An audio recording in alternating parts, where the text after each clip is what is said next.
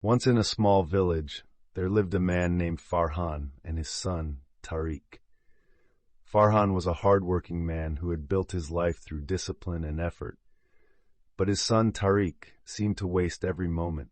He spent hours daydreaming, playing aimlessly, and procrastinating.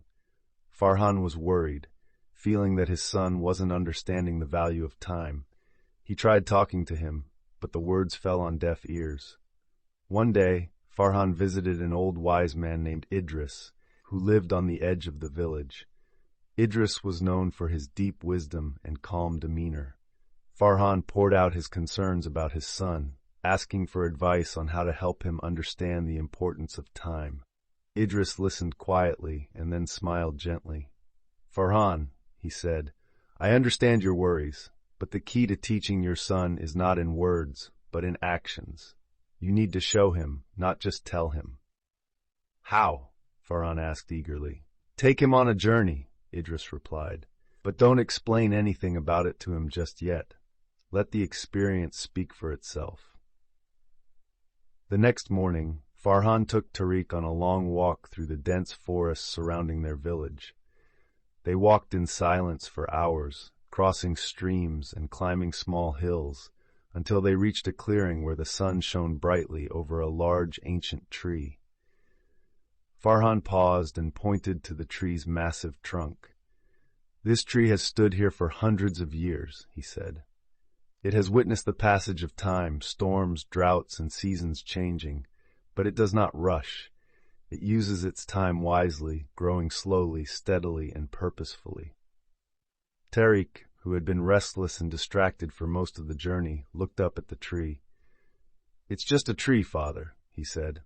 "What does it have to do with time?" Farhan smiled, his eyes twinkling.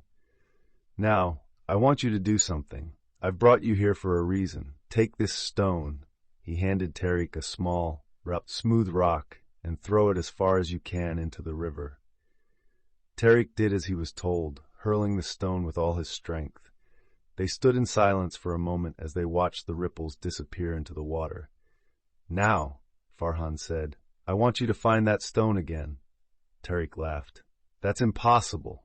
It's long gone by now." "Exactly," said his father. "You see, once time passes, like that stone, there is no getting it back. You can't find it again, no matter how hard you search. It is lost forever. The time you waste, the moments you let slip by without purpose, will never return to you." Tariq stood there, his mind turning over the meaning of his father's words. He had always thought time was something he could stretch or bend, something he could afford to waste. But now he understood that time was precious and irreversible.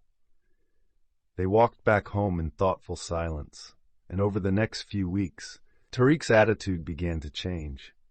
He spent less time idly playing and more time learning, helping his father, and making the most of every day. He still enjoyed his moments of rest, but he no longer took time for granted. Farhan watched with pride as his son began to grow, not just in years but in wisdom, and he knew that through the simple act of showing, not just telling, he had helped Tariq understand the one lesson